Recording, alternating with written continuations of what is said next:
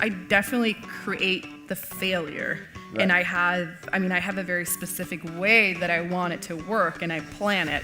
I didn't plan for the hands to fall off. That was just a bonus. My next guest tonight is a Swedish inventor and YouTube star, best known for making robots that are really good at not doing what they're meant to.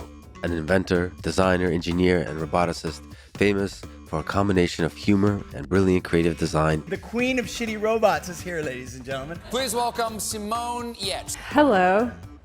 My name is Simone. I am the CEO and director of a company named Artificial Stupidity.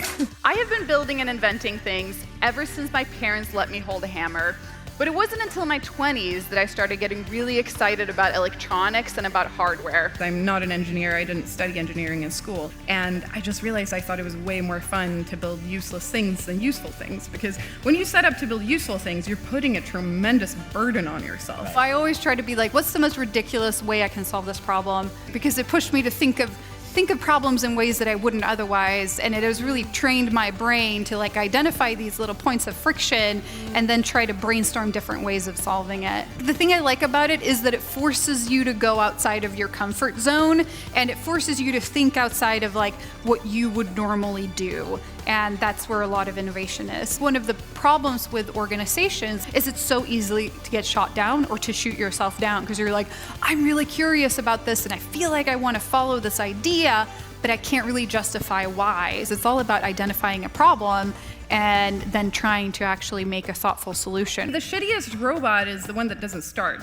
but I want it to fail in a spectacular way and that actually looks funny. I think anything you can do to let people kind of go and meander and explore is really important. A lot of people ask me why I build the things I build, and that's a very valid question.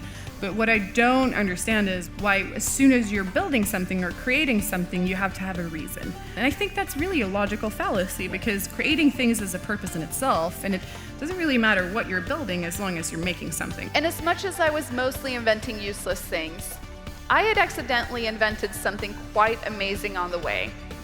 Because I had invented myself this job. Go and build some useless things because who knows where it will bring you.